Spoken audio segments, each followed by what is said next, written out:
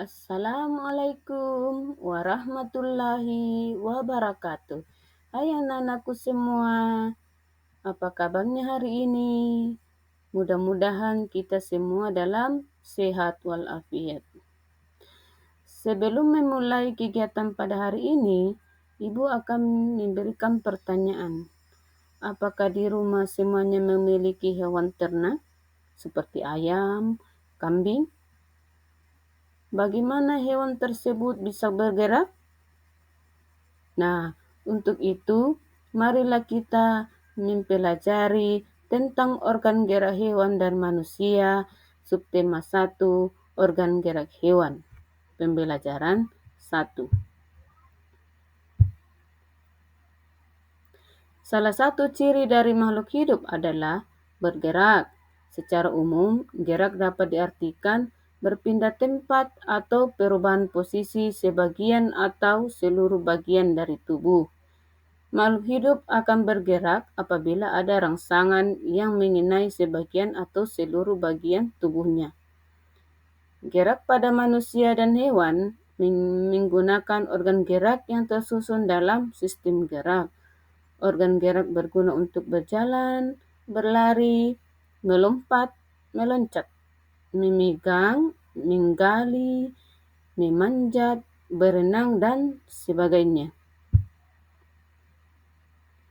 Alat gerak pada hewan dan manusia ada 2. Alat gerak aktif, yaitu otot, karena memiliki senyawa kimia yang membuatnya dapat bergerak. Yang kedua, alat gerak pasif, yaitu tulang. Disebut alat gerak pasif karena tulang tidak dapat bergerak dengan sendirinya. Perhatikan gambar di samping.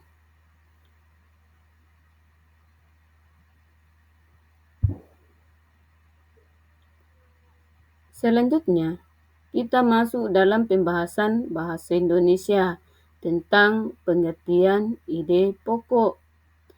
Ide pokok merupakan inti atau dasar permasalahan suatu teks. Ide pokok dalam teks sering juga disebut pokok pikiran atau gagasan utama karena berisi gagasan dasar penulisan. Cara menentukan ide pokok adalah 1. Baca teks dengan seksama secara keseluruhan. 2. Carilah kalimat utama dari teks tersebut. Ide pokok biasanya dijumpai pada kalimat utama tersebut. Ayo bacalah teks berikut. Gurita merupakan salah satu jenis hewan tidak bertulang belakang yang dikenal sebagai hewan yang cerdik dan pintar. Hal ini karena seekor gurita memiliki daya ingat yang cukup kuat. Gurita dapat memecahkan masalah yang dialaminya lebih cepat dengan cara mengingat kembali pengalamannya ketika memecahkan masalah yang sama. Selain itu, gurita juga dikenal sebagai perenang yang cukup cepat. Gurita menggunakan gerakan pendorong jet untuk bergerak cepat dan berenang jarak jauh. Dari teks tersebut di atas, kita dapat mengambil atau menentukan ide pokoknya dari kalimat utama. Jadi kalimat utamanya, gurita merupakan salah satu jenis hewan tidak bertulang belakang yang dikenal sebagai hewan yang cerdik dan pintar. Jadi ide pokoknya adalah gurita merupakan hewan tidak bertulang belakang yang cerdik dan pintar.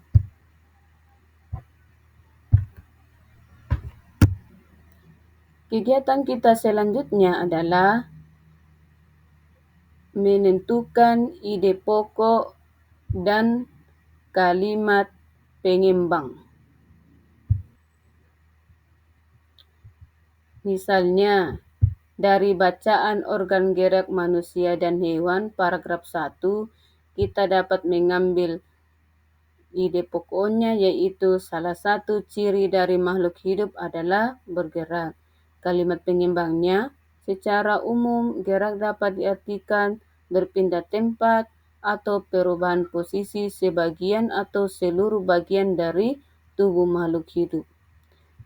Tugas kalian adalah temukan ide pokok dan kalimat penyeimbang dari masing-masing paragraf, yaitu paragraf 2 dan 3. Silakan dikerja di buku tulisnya.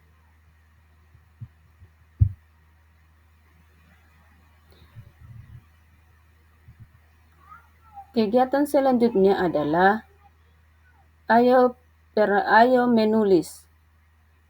Ayo menulis ini adalah mengembangkan ide pokok menjadi sebuah paragraf.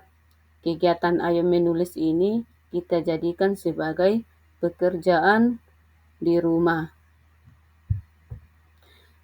Sebelum menutup pelajaran kita hari ini, kita menarik kesimpulan. 1.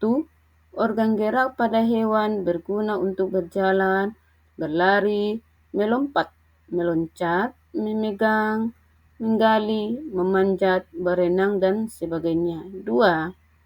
Alat gerak pada hewan dan manusia ada 2, yaitu otot dan tulang. 3. Ide pokok merupakan inti atau dasar permasalahan suatu teks. 4. Pokok pikiran adalah ide pokok teks. Demikianlah kegiatan pembelajaran kita hari ini, anak-anak. Sampai jumpa besok hari. Ucapkan Assalamualaikum warahmatullahi wabarakatuh.